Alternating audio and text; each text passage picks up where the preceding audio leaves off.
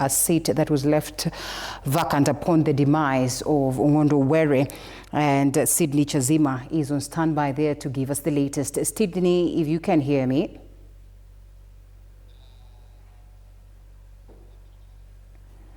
Sydney, can you hear me? Sydney Chazima is in Kasipul, Kabondo. All right, yes, equally a hotly contested seat, and the by-elections on the constituency happening after the demise of the former Member of Parliament, that is Ongondo Were. And yes, we've also seen just how heated it had been, an activity in Kasipul. I'm told Sydney is still preparing to give us that update. So we go to Ugunja. Elizabeth Atieno is on standby on that other end to give us the latest. Liz, if you can hear me.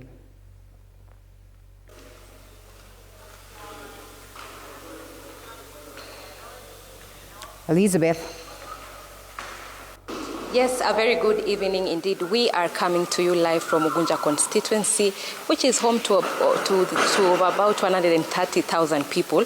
And tomorrow, over 60,114 registered voters will be traversing across 116 polling stations as they exercise their democratic right and duty to elect their preferred Member of Parliament. It is a race that has attracted over 10 Member of Parliaments candidates that have been cleared by the Independent Electoral and Boundaries Commission, that is IEBC. And as I said, we are coming to you live from the Ambira Boys High School, which will be the main tallying center for this particular exercise. Earlier today, we saw the Vice Chairperson of IEBC, that is Fatima Abdallah, making her way here, accompanied, of course, by the returning officer, that is Dennis Omari, just trying to urge residents to maintain peace during and even after the by-elections. They have also said that the campaigns that commenced on the 8th of October all through to the 24th of November this year were largely peaceful, and they have commended the residents for upholding peace during that very critical period. The returning officer, that is Dennis Omari, has also said that they have deployed 232 police officers to man various polling stations to ensure that peace is upheld during the entire exercise that will finish, of course, at 5 p.m. That's when the polling stations will be closing, and they'll be opening as early as 6 a.m.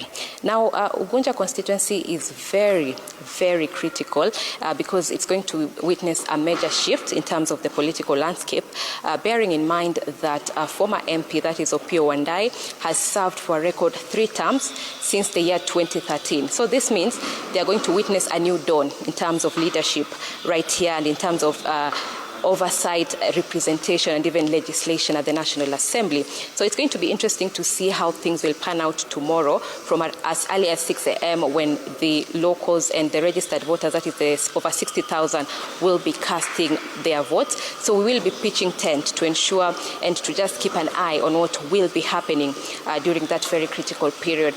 And as I mentioned, this is a race that has attracted over 10 candidates. Among them, we have, of course, Moses Omondi from ODM. We also have Orodi Odhiambo from Wiper. And last week, we saw ODM party leader, that is Gladys Wanga, making her way here to just campaign for her preferred candidate, that is, of course, Moses Omondi, that will be vying under the ODM ticket. We also saw Orodi Odhiambo, being, of course, supported by Wiper party leader Kalonzo Musyoka, who also made his way here last week during the campaign period that was, of course, largely peaceful. And if I could just mention other candidates that will be also contesting for this particular seat, we have Benson Obolo Tieno from United Green Movement. We have Eric Ofiro from Jubilee Party, Vincent Olego from Kenya Moja, Frederick Ochiel from the United Democratic Movement, Oliver Ochieng from the National Liberal Party, Lilian Akinyi from the National Alliance Party, and Maurice Okumu from the Liberal Party Movement, as well as Chris Budo from Kanu.